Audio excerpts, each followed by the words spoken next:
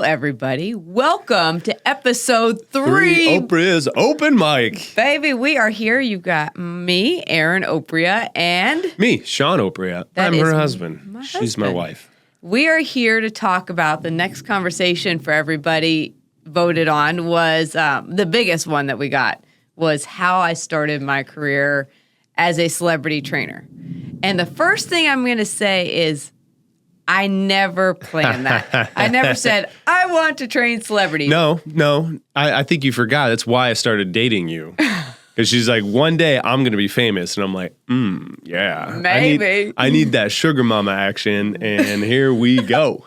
The funny thing is one, I never wanted, fame is nothing I ever wanted to be a part of. I had never read like an Us Weekly. I had never read a magazine of celebrities. I didn't know any celebrities. Just not a world I ever wanted to be a part of. But I will say my whole goal with training is I always said, one day I'm going to be able to support my kids on my own because I got divorced. And I was like, they said, that's not a real job. You need a real job. I said, there'll be a day, I promise you, I will be able to support my kids on my own. That came pretty quick. Well, I mean, it took time. I had to clean house. I mean, I had to do things. I had to grow it. It took time. It took time, but also I wasn't there at the very beginning. There you go. So it's quick because you came in late, baby. It did take time. So let's be very clear. Like you brought up celebrities already, and I was the one who worked with celebrities first before you did. Oh, yeah, because he was a pilot. He flew them. I was like, wait, I flew private jet. Not a ton of celebrities. Mainly, it was just people with money had the ability to buy a private jet. But I did work with celebrities before you. All right, so here, I'm going to start from the beginning. I got certified to personal train at the age of 18. And then I decided after watching G.I. Jane and thinking... G.I. Jane? And thinking like going out and going camping for a couple weeks would be really fun. I was like, I'm just going to join the Marine Corps. So I joined the Marine Corps. I did 9 years of that. I did 2 tours to Iraq. But when I came back, wait, in the Marine Corps, you did training too, right? I did. I trained some of the overweight Marines. Yeah, some of the overweight Marines. So you kind of I got to run a platoon. They are not politically correct in the Marine Corps. I'm not going to even say what they said. It is not nice what they called them. I didn't do it, but. So I did that, but when I got out, I went right back into training because that was my passion. So because this is Opreas Open Mic, they called them the Fat Body Platoon. I want to be real. That was Marines talking about other Marines. Yes, that's Marine talk. And this is Opreas Open Mic. Okay, it is open mic, but that is terrible. Gotcha. But bringing the real. Oh, I can't say that. Well, you shouldn't say that. No, you shouldn't. It's not nice. But I got out of the Marine Corps, and the only thing I wanted to do was be a trainer. But I was like, I was going through a divorce, and I said, there's no way I can support my kids on this because, I mean, there isn't much money in training. And I was determined. I was like, you need to get a real job. And I was like, no, this is what I'm going to do. And they're like, well, are you going to open a gym? No, I want to train people. Never has she ever wanted to open an actual gym. Until recently. Recently there's been, but still, I mean, you're not on the path to, I'm like on the fence. So then when I got out, I started training at a private gym where each client got their own rooms. So there's 3 rooms in there. I did that. A studio, multiple studios. Yeah, multiple studios in one building, small building. And so I did that for a while. And then I was like, the only way I'll ever be able to actually support my kids is to start my own. Is if you married Sean. Oh, no. Sorry. No. So you're saying something different. Go ahead, please. Start my own business. I was like, I will have to branch off on my own. Scared to death, single mom. And I was like, how am I going to do this? You headlong into it. I mean. Yep. I was like, here we go, baby. Yeah, let's it wasn't do much it. hesitation. That's pretty amazing. So I did that. But while I was trying to build that, obviously you don't start off with instant success like people think it's instant. It took years, but I cleaned houses in between. I was like, okay, I'm going to start a house cleaning business. So I would train early in the morning. I got up at 3:45 every single day, Monday through Friday. The weekends I trained Saturday, Sunday too. And when we were dating, I would come over at like 3:30 in the morning or whatever when you were up because I'd catch her before work and before I had to work. And then we'd have like 30 minutes while she was getting ready to leave, and that the kids were getting up. We fed them breakfast. We didn't. I was gone. Well, yeah, true. And your great-grandma actually helped you. Yeah, my great-grandma helped. Yeah. My grandma. Your grandma. Their and great-grandma. The boys' grandma. So then I started a house cleaning business, and I always said, as my clients grew, I would start dropping houses, and eventually my goal was to only be able to train every day, all day. That was my So did you have a number of clients, say per week? Let's not say like number of clients, because our clients, so in case nobody knows, we train in their home. We go to their home and train. That's why Erin doesn't have a studio. So we take the gym with us, and we can work out in a park or work out in their living room. I've worked out with clients in like a 6-foot space behind their couch. It doesn't take much to get a good workout. And that's Erin's philosophy. The size of a mat. Size of a mat. But in your mind, when you started this and you're like, I'm going to make it happen no matter what. And that's kind of what we're getting at. And some people wanted to know how your business started. It's like, what was your goal to say, give up the house cleaning business? My goal was I wanted to make $500 a week. $500 a week. And I was like, that's $2,000 a month. I can do a lot with $2,000 a month. Right? I mean, granted, this was in 2005-ish, 6-ish. So it was, forever ago. So totally different now. You're like 2,000. Who can live on $2,000 a month? It's actually pretty hard nowadays. But that was my ultimate goal. And I remember when we wouldn't be able to live our lifestyle on $2,000 a month because Erin would have to stop buying clothes from every place on the internet. But you look fabulous, honey. Thanks. You're welcome. Thanks. But so that was my goal. I was like, and I remember when it would hit more than that, I'd be like, oh my goodness. And then I know a lot of people are like, oh, did you train celebrities right away? No, there are some celebrity questions in here. Okay, I'll let you ask the questions. So then I started doing in-home training. I got up at 3:45 and I would go and start training at people's houses.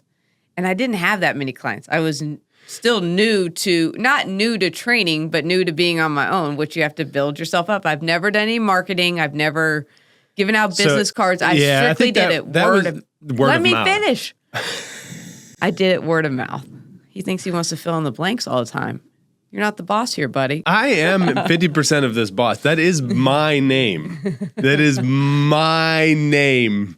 Oh, Oprea? Well, not anymore. It's mine. But I think the smartest thing you did in starting a business, and I think some people kind of messed this up, is that you kept your overhead as low as possible. That was kind of your goal, and it was incredibly intelligent to do so. It was basically like, can I do this without owing money, where I have to not only work to support myself, but work to make money beyond what I have to pay to even have the business, which is incredible. And so that was one of the main things of not having a studio. Well, that was a big part of it. But also I love the fact that I didn't have to stay in one place all day. I was on the go. So I would do hour sessions, and it was a 30-minute drive. Now, sometimes I could make them 15 minutes depending on where each house was, but I usually gave myself a 30-minute window because traffic in Nashville is kind of a nightmare.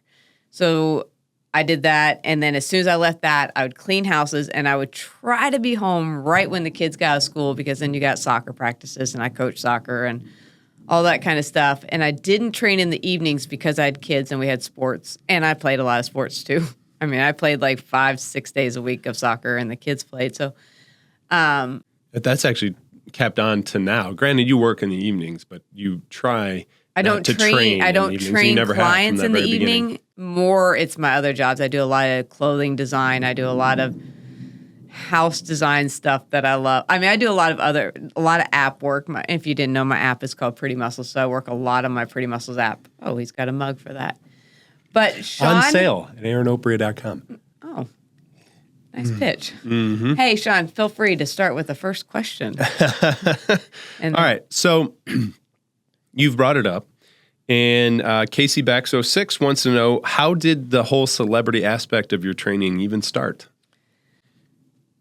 So my first client, so she wasn't a celebrity. It is Leanne Womack's daughter. Her name's Aubrey Sellers. She was very young at the point. She's in the music industry now, but at the time she was not in the music industry. I'm going to guess she was like 16, 17. I started training her, which led to then training Leanne Womack, because we just all became friends. And I did that for a long time. Love this family. Oh my God, I love them. So she actually taught me how to sew too, just recently. I brought my sewing machine over. I was like, hey, Dave. They had this sewing. Yeah. They had a sewing party. How cute is that? It was really fun. And then I went into training Frank Liddell, who is Leanne Womack's husband. Frank Liddell is one of my favorite people in the world. Wow, I don't know if you guys can hear that thunder, but sorry, it's pretty loud. We love the nature though. Frank Liddell, one of my favorite people in the world. He is a producer in town. He produced from Miranda Lambert, all sorts of people. Just one of the best people you'll ever meet, salt of the earth. So Frank Liddell, I trained him, years and years and years. Just an amazing person. What were some of the first conversations you had with Frank while training Leanne? Tell us about that. Have another donut. He's just doing his fatherly duties, right? Okay. He's just going out, treating his family to a nice box of donuts, and he just so happens to bring them by where his wife and the personal trainer are working out, and my sweet, loving wife yells to the husband, hey, Frank, why don't you have another donut? I'm totally messing with you. You guys know I love my donuts. I was like, why aren't you bringing me donuts? Come on. But so Frank Liddell, and then it just kind of grew from there. It's a snowball effect. I say if you do good work, you're an honest person, you don't talk what people tell you, you don't talk about others, nor do you spread anything they say. I'm a very loyal person. I work my butt off. I'm always on time. I'm always prepared. I'm professional. And I feel like that just spread in the world of fitness. Yeah. This is without social media. Yeah. This is before I ever had social media. And I'll tell you how that all started too. So then so it just grew. And then I think someone's going to ask the question of how I started training Carrie Underwood, which I'm sure is a question. Did you train Carrie Underwood? I did. How did that start? Okay. So that was actually a really odd, and the only reason, Sean is to thank for that one, because I probably would, actually, I know I wouldn't have done it. This is actually how it happened. I would never take credit for that. No, you wouldn't do that. So I got this random phone call. I was in the pickup line to pick up my kid from school, which is weird because you were with me. We were going to get a dog. That's what we were doing. I was like, because they rode the bus home, but we were in the pickup line. I got this call. I was like, can you come to this condo complex for an interview, and we can't tell you who it is or really what it's for, but can you come? And I was like, this is kind of shady. Yeah, it seemed really weird. It was out of the blue. Yeah. There's no context really behind it. I mean, who answers calls that don't have, your contact in them? It was just a random number. Well, back then you did. Nobody does now. But that long ago. I mean, this was forever ago. But so I hung up the phone, and I was like, yeah, I'll be there. And then I was like, this is shady, Sean. I don't know if I should go. And he's like, you can protect yourself. You're fine. I was like, husband of the year, baby. You're a strong, independent woman who don't need no man. You go in there, girl. And I was like, that's true. If something were to go down, I feel pretty secure in my ability to defend myself. You're trained in hand-to-hand combat. You'll be fine. You're fine, Erin. So I went to the interview, still didn't know what it was. I mean, I knew it was to train a client at this point, but I didn't know who the person was. They weren't saying. And then they called me back. It was a great interview. She was amazing, fantastic. Turns out she was injured, and that's why we had it at this certain spot. And this is not Carrie. This is no. This is part of her team. Part of her team. And then I had another interview. Still didn't know who it was. And then they told me. I guess there's like 20, 25 people that were interviewing for the same spot, but somehow they picked me. I don't know. And it was just a three interview process, and I got picked, and we trained together for 11 years. We went to their wedding, baby showers. I mean, she's an amazing woman, and I contribute so much of my career to her. Very thankful, appreciative to her. And really, the only reason I have Instagram is because of her. Like, I didn't. You were training her for 6 years before you really mentioned her on social media, right? Well, before I didn't have social media. Well, yeah, but you were training her for a long time before you even really told anybody. Yes. So our first, actually, nobody really even in our family knew. The only reason it ever came out is because we did the Oprah show together back in the day. And that was like, that was the first thing that let it come out, because I just stayed quiet about it because I'm not a celebrity. Like, I literally didn't care about the celebrity world at all. I was like, who's Carrie Underwood? They had to tell me. I literally didn't know. so I trained her for years. She is the one that encouraged me to, when I decided, I decided at this point, I'd been doing training for a long time, and she wasn't at this point, I had built up several celebrity clients. I had a pretty good resume. And I said, I really want to grow this business to have a staff of trainers that work for me. They do the same thing. I train them to train my style and for them to go train in people's houses the same as me. And we went back and forth forever. I was married to Sean at this point too. And we were going back and forth trying to figure out the business name. And that's when Oprea Personal Fitness came to life. And Carrie is the reason it said, you need to get social media. The only way to grow businesses now is social media. I was like, oh, no, I can't do social media. Oh, I can't do it. I was like, not doing that. There's no way I'm putting a camera in my face. I can't. Sean, wait. We're going to hit on that in a second. So I said, I can't do camera stuff. I'm terrible on camera. There's no way. This is true. This isn't humble talk here. No. Cameras frighten me beyond belief. Frighten me. I am the most awkward, not doing it, no way. And so I did social media. And if I could tell you how long the beginning stages and the amount of tears that came with social media took. And then I got a book deal. This was a year you're skipping after. Over so much. Shut up, Sean. Don't fill in the massive holes. But before, this is the process of getting my first book deal, which my first book is a 4x4 diet, and this is how I live my life every single day. But Sean, go ahead and tell them about, I had to submit to the publisher in New York. It's basically like a video headshot. Yes, a little video about myself. And how did I do? A wonderful friend, Zach Harrison, he pulled out his camera and he pulled out of his back pocket the most deep patience you have ever seen in a man. And I just cried. Put a camera on there and he's like, okay, the first line is, hello, my name is Erin Oprea. That line took 20 minutes. And 20 minutes later, after endless amounts of, hello, my name is Erin Oprea. Hello, my name is Erin Oprea. Hello, my name is Erin Oprea. Oh my God. Somewhere in the deleted files of that man's memory cards. So, and I cried and I said, I can't so do bad. this. So if you struggle with something is uncomfortable, the only way to get better at it, I want you to take that from this. There's something you want, but you're intimidated, you're scared of it. The only way to push through that is to do it consistently. Practice. For sure. And how you leapt into your business, right? Yeah. Some people overplan, and a lot of this is how did your business start. She did not overthink the beginning of it. She knew exactly what she wanted, and she went for it. And then you had to adapt. Yeah, you tweak as you go. I just kept tweaking. Okay, nothing you launch is ever going to be perfect. Are you going to hit roadblocks? Absolutely. And then I was like, okay, I hit this roadblock, go this way.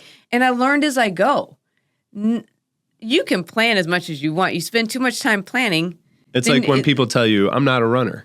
Well, you're never a runner unless you run. You're never a business owner unless you're a business owner. You be a business owner and you just keep tweaking. It's not easy, but man, is it the best thing ever. But the bottom line to all this episode, what I want all of you guys to take is that you can do anything that if there's something you love, but you're intimidated by it and really scared and uncomfortable, but you're like, I need to do this to be able to get to this. Know that you can do it. You're going to have to practice at it. But if you give up, you aren't going to be able to do it. Even Hunter, our son, in the beginning, he does a lot on social media. He couldn't talk. He's like, I will never talk to the camera. Yeah. I won't do it. Yeah, there's a lot of stuttering. Yeah, and he does it, and he does a great job, and I'm really proud of him. But it just goes to show that he did. He forced himself into an uncomfortable position and got through it. Yes, you can do anything you want to do. Is it going to be easy? No. Is it going to be awkward? Absolutely. Yeah, the number of times you told me when social media started that it feels like I'm just putting things out into the universe and I have no idea if anybody's out there listening to it, seeing it. It just feels like sometimes like a waste of time and you feel stupid and you maybe look stupid. And then I got to a place, I don't remember the day or how long it took me, but I remember the time and the feeling that I got that I said, I don't care. Judge me. Yeah. Give him some. Actually, Frank Liddell. Frank Liddell was a big part of that for me. Yeah. He's like, just give him something to talk about.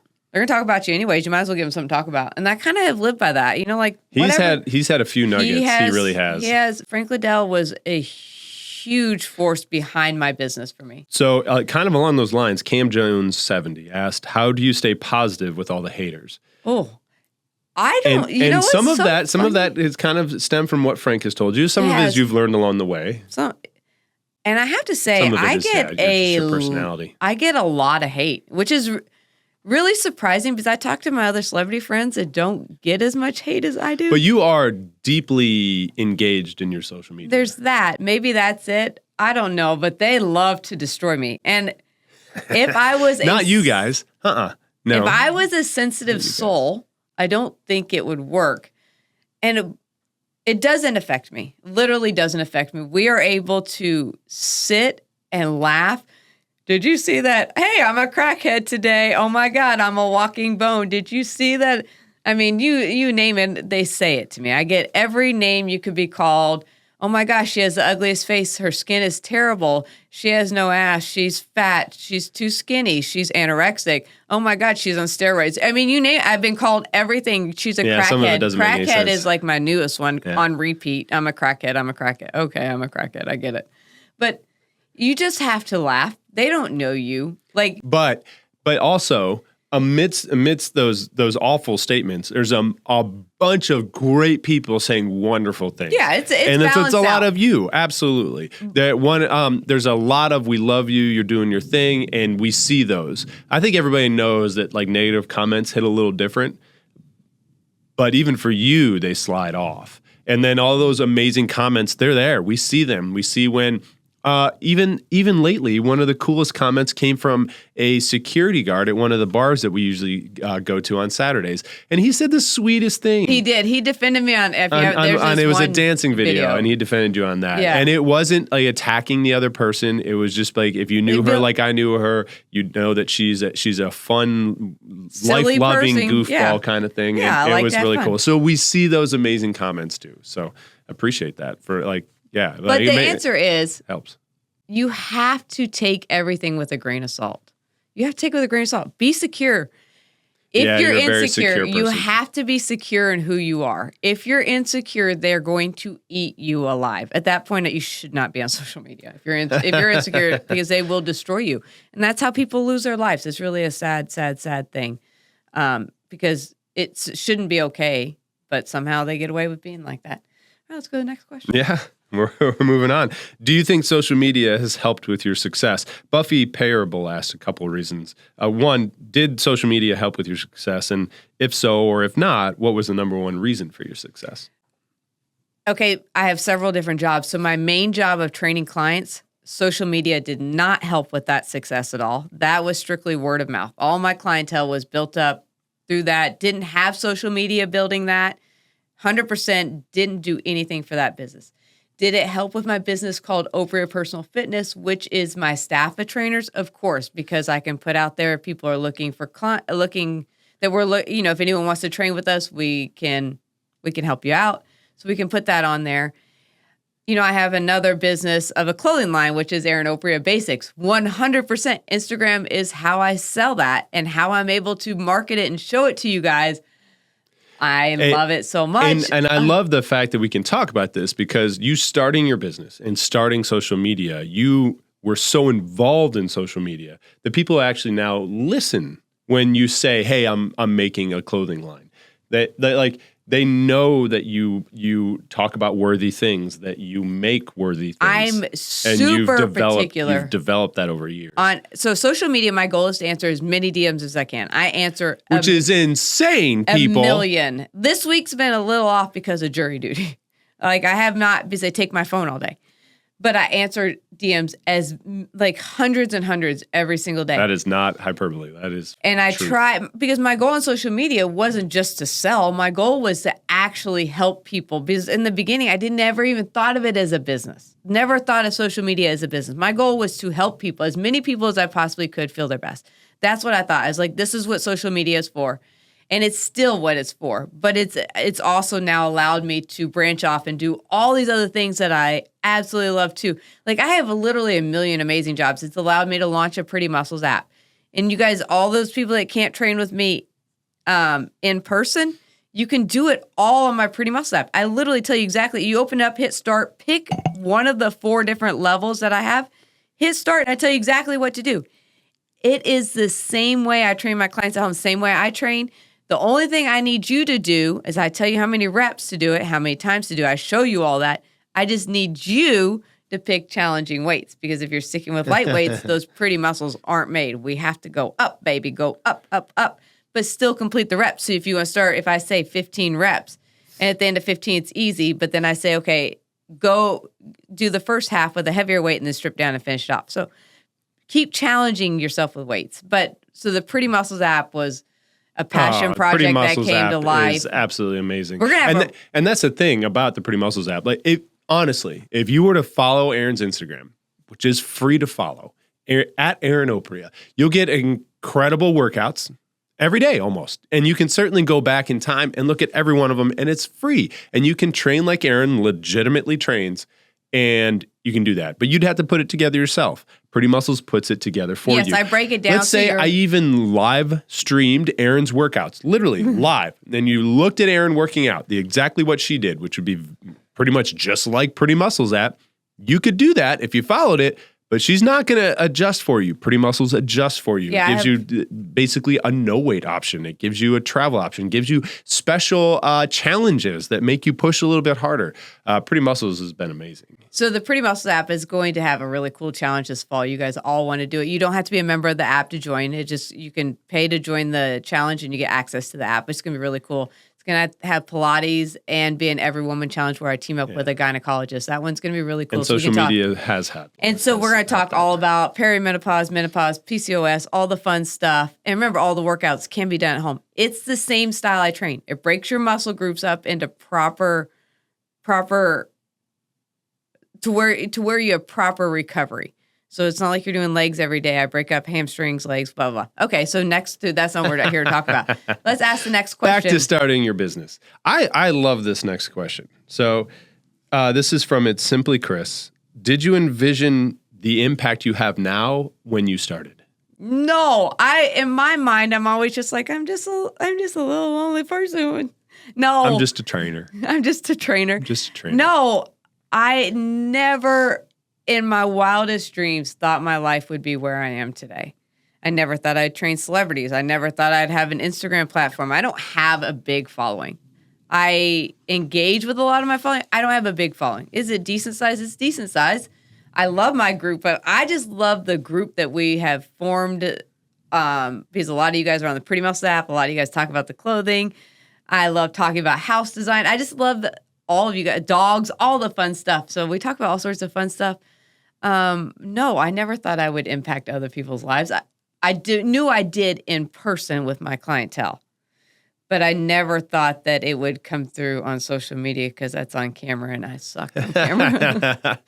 I mean, that's honest to say. Like, Erin's a bombshell on camera now and can take a live interview, like morning shows. She's done Good Morning America. You've done amazing job. I've done that a couple times. And like just an unbelievably, seemingly natural.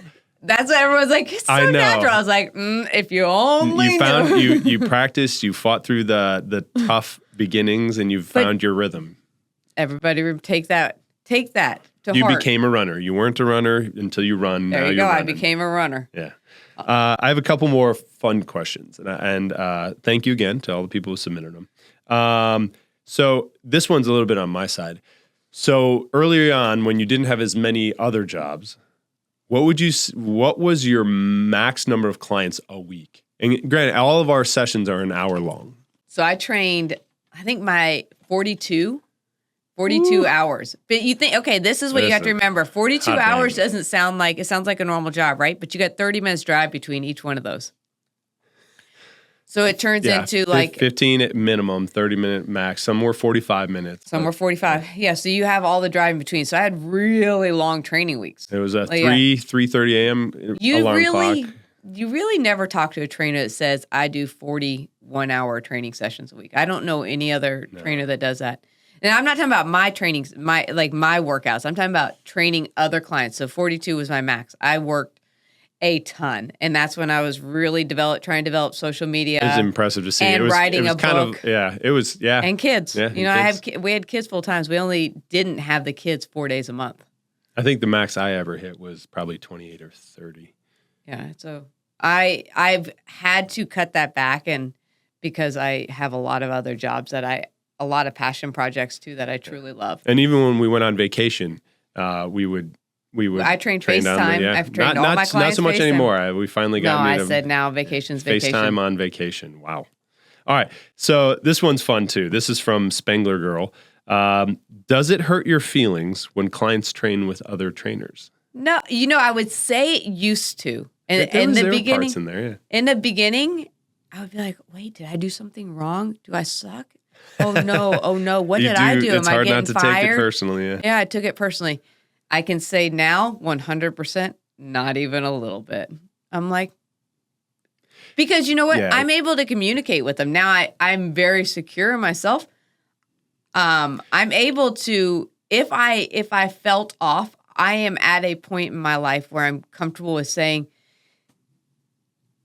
either, and you guys might be reflecting to Jana right now because Jana right now she's training with somebody Jana Kramer, for anybody. Jana Kramer, because she's moved into a new house and it's a little bit further in the gap of drive time that I had available. And so until she moves back into her other house, I couldn't do it. And so maybe that's what people are asking about right now, because she actually just did a story about it because I guess people asked her, why are you not training with Erin anymore? And so that's what it's about. I'm not. But you are confident in your skill set. Yeah. You know that you're good at your job. It took me a while to get there too. I know that I'm good at my job. Every trainer goes and sometimes the fit doesn't work. Sometimes you don't have enough time on your hands. I think there was one of the reasons why you and Carrie broke apart, right? Yes, it was actually just there was a couple questions, and so that was one there. Why did you and Carrie Underwood stop training together? So I trained a bunch of clients. My philosophy has always been, don't put all your eggs in one basket. So I will never just make one celebrity be my main person. I don't have a favorite celebrity. I don't favor anybody. I love everybody equally. I give everyone equal rights to time slots, and unfortunately, Carrie and I's time slots didn't work. Yeah, you're both very busy people. Both busy, and I trained a whole bunch of celebrities at that time. You've lost a few people like that. Yeah, and that's okay. But that doesn't mean that you can't be friends with them even though you're not training. Almost every one of my clients that I'm currently not training just because of life or whatever, we still text, we still talk, we run into each other at events, so we're all still friendly, and we're like, one day we'll train again. And if it happens, it happens. If not, I don't lose sleep over it. I think that's another thing as far as Erin's business goes, is that you rarely bring your ego into it, and that has helped a lot. You have to separate that. Business is business. Business is business. It's tough. It's hard to get there. In the beginning, it's very hard, and you go through some really big heartaches, but you learn a lot of lessons. I mean, business is learning lessons day in, day out. Things fail, things flop, and nobody sees the failures. They see if you're doing well. They see, if you're happy on social media. They see the end result. There's been lots of tears, I would say, behind the scenes. Yeah, lots of tears, lots of anger, lots of frustration. But overall, I would say it's been really good. Yeah, it's helped to have you when I've gotten angry and just frustrated out of my mind. It's good to have a partner. I would say Sean is the one that. Hillary Lindsay is another one that. Hillary Lindsay, if you guys know her, she always helps me when my career feels like this. Hillary Lindsay has always been a good sounding board for me. She's been a client for years, dear friend. I think we're getting ready to have a coffee date on the phone here soon, just to catch coffee up date on the phone. Yeah, I love her so much. But so her and that's another thing about I feel business, like are my big sounding boards to help me when I feel like everything's spiraling out of control. I feel like you two have really brought me back. I would say that's kudos. Cheers, Opreas. Go Opreas. Right? I think that's all the time we have for today. Man, Go you. How does time go so fast? Hey, guys, that's a wrap of episode 3 of Opreas Open Mic, baby. Bring it to me. Hey, thanks for tuning in. And please leave any questions. Leave it in the comments. Make sure you subscribe. Make sure you subscribe below. Thank you, The everybody. best day